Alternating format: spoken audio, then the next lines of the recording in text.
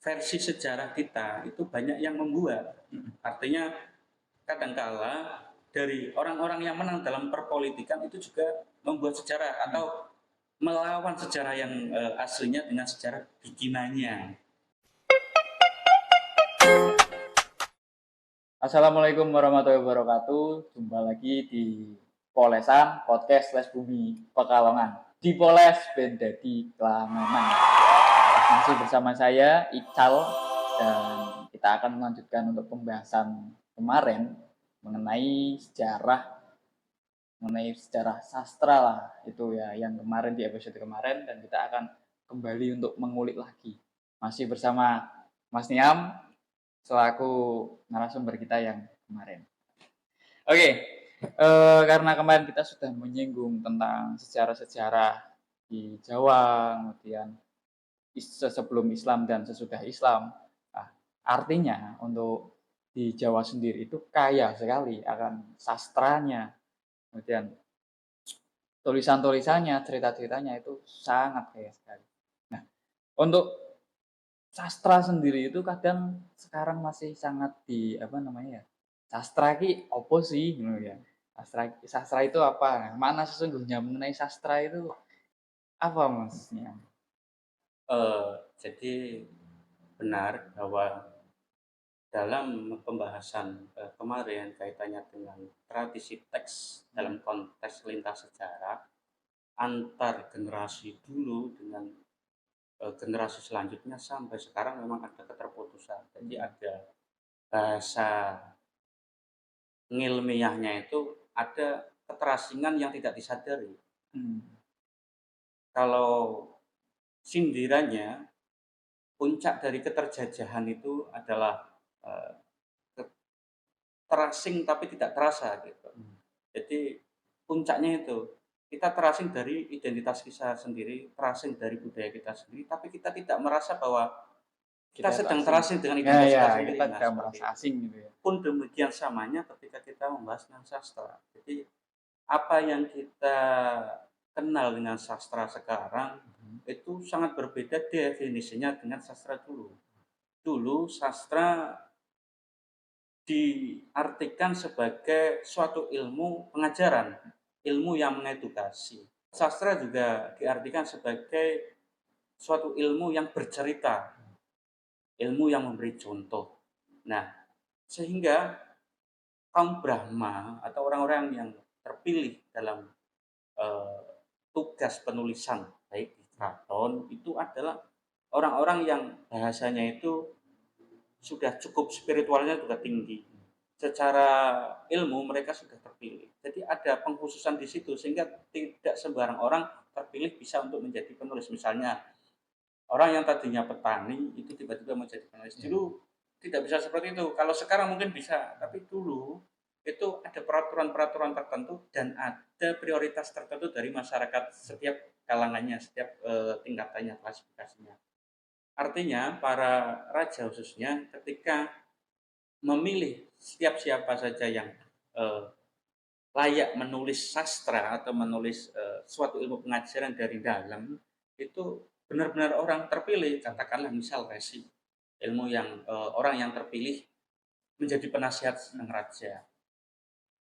Nah, sekarang kita itu memahami sastra karena ada penyempitan makna dari sastra. Sekarang sastra itu dimaknai dengan eh, bahasa atau alih bahasa yang diindahkan Ya, bahasanya. berkaitannya seringnya dengan cinta Iya, gitu ya. estetika. Ya, estetika. Bahasa kasarnya itu kaitan dengan keindahan saja. Keindahan. Itu hanya satu makna. Kalau dulu itu ada keindahan, ada cerita, ada ilmu pengajar. Yang paling penting itu selalu dengan ilmu edukasinya, dengan pengajarannya. Karena sastra menjadi salah satu katakanlah petunjuk, satu kitab petunjuk yang ditawarkan oleh orang-orang suci saat itu atau orang-orang terpilih yang dianggap atau diyakini oleh banyak kalangan, khususnya kalangan keraton, tentang keilmuannya, tentang spiritualitasnya, tentang pengalamannya. Jadi penyempitan makna itu benar-benar terjadi.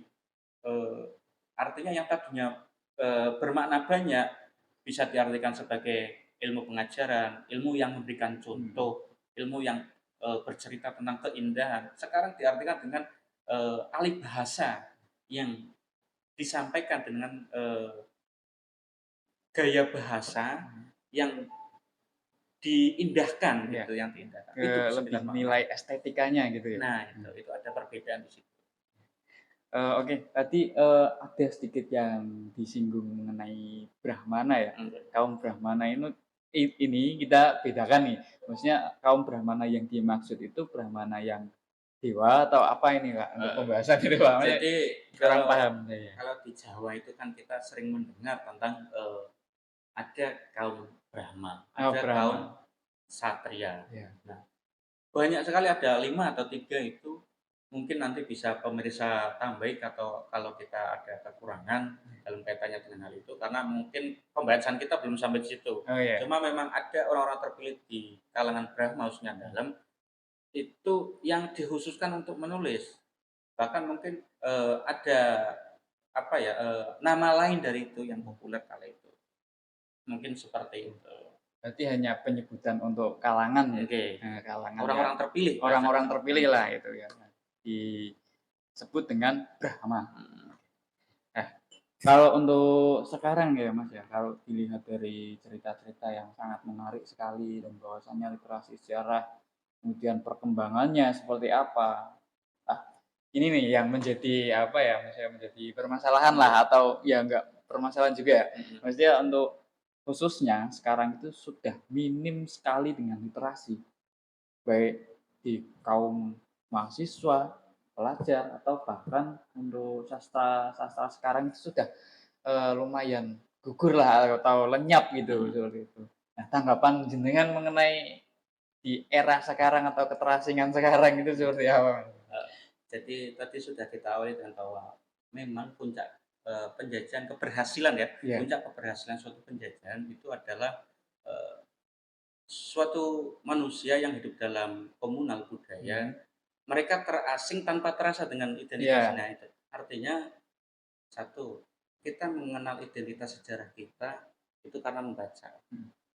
Sementara yang saya alami sendiri terutama dalam kajian-kajian sejarah, kita sering diberikan materi yang tidak mengenalkan sejarah kita sendiri. Iya, betul. Bahkan yang ditawarkan itu katakanlah sejarah Yunani, sejarah Perancis, sejarah Arab Saudi, sejarah Mesir. Nah, sejarah-sejarah itu cukup penting kita pelajari sebagai pilihan. Sementara yang wajib sejarah bangsa kita sendiri, meskipun ada satu polemik di situ bahwa versi sejarah kita itu banyak yang membuat. Artinya kadangkala dari orang-orang yang menang dalam perpolitikan itu juga membuat sejarah atau melawan sejarah yang aslinya dengan sejarah bikinannya. Nah, itu benar-benar nyata. Ada yang mengatakan bahwa sejarah dimenangkan oleh yang menang, sejarah ditulis oleh yang menang. Ya, ditulis oleh yang menang. Nah, itu bisa diartikan yang lain atau bisa ditimbang dengan fakta sosial bahwa yang kalah pun bisa menulis sejarah. Nah, nyatanya seperti itu. Artinya pembacaan tentang sejarah sekarang hanya melalui siaran atau tidak pembacaan langsung melalui sumber otoritas. Nah, itu yang menjadi salah satu kegelisahan saya sendiri. Lebih-lebih mestinya sebagai mahasiswa atau pelajar kita mulai membaca, katakanlah paling sempit, cerita tentang desa kita, cerita tentang orang-orang penting yang ditokohkan di desa kita. Nah, itu yang paling sempit. Sehingga kita tidak terasing dari desa kita sendiri. Ketika orang lain menanyakan kamu dari mana, dari desa ini. Nah, itu desa itu cikal bakalnya siapa, pekondanya siapa yang kita tidak terasing. Sehingga orang yakin bahwa kita benar-benar dari desa tersebut. Selain itu kita juga mulai percaya diri bahwa kita dibentuk dalam masyarakat yang benar-benar melek pada sejarah desanya. Nah, sekarang bahkan jangankan desa, pembacaan atau sumber-sumber rujukan tentang Jawa sendiri itu tidak eh, tidak dipahami. Misalnya kayak tawaran dari History of Java, terus ada lagi Priai Abangan, Keyboard Girl, terus ada lagi babat-babat karya sastra yang cukup banyak sanepannya, yang sangat membutuhkan kajian atau orang-orang ahli di wilayahnya, di bidangnya. Nah, itu sekarang itu cukup tidak diminati karena masyarakat sekarang lebih minat mendengarkan daripada mengaji. Itu pun yang didengar bukan kajian-kajian sejarah. Nah, itu minusnya di situ. Oke, tadi sempat disinggung juga mengenai bahwasanya sejarah itu ditulis oleh pemenang. Nah, ini sering sekali menjadi bahan untuk perdebatan atau cara untuk memahaminya mungkin teman-teman di rumah atau teman-teman yang menonton lah istilahnya itu ya. Itu untuk menyikapi hal tersebut, Pak. Soalnya karena hal tersebut sering menjadi perdebatan kalau kita nggak mau baca sejarah, soalnya sejarah itu sudah tidak benar, sejarah itu sudah tidak lurus atau sudah dibelokkan lah seperti itu. Jadi untuk cara atau solusi kita sebagai masyarakat awam yang ingin tapi sebenarnya terhalang oleh itu, bagaimana cara memandangnya? Jadi memang benar bahwa dalam kajian sejarah itu banyak versinya. Terus ada slogan atau mutiara yang mengatakan bahwa itu kaitannya dengan politik sebenarnya munculnya slogan itu. Penulis sejarah adalah siapa yang menang bahkan itu kasarnya. Nah, dalam konteks yang lebih mudah, sebenarnya sejarah itu bisa kita pelajari melalui tutur karena berdasarkan sumber, lagi-lagi berdasarkan sumber. Jauh lebih kuat lagi ketika kita menemukan artefak yang ada, misalnya yang sekarang cukup ramai tentang pernisanan, itu. Tapi tidak selalu melulu harus tentang nisan, misalnya corak ini, corak mana. Tapi kita tidak membahas tentang wilayah itu karena itu akan panjang pembahasannya. Lebih panjang lagi ketika kita membahas tentang wilayah yang lain yang berkaitan dengan itu. Jadi kita cukup membahas tentang bagaimana respon kita atau solusi kita supaya terhindar dari konflik ketika membincangkan sejarah. Pertama, kita harus memahami bahwa sejarah itu banyak versinya. Bisa kita timbang dengan pembacaan, misalnya penulisan penangkapan Raden Saleh, penangkapan Pangeran Diponegoro. Itu kan ada versi yang ditulis oleh Raden Saleh dan juga ada versi yang ditulis oleh kolonial.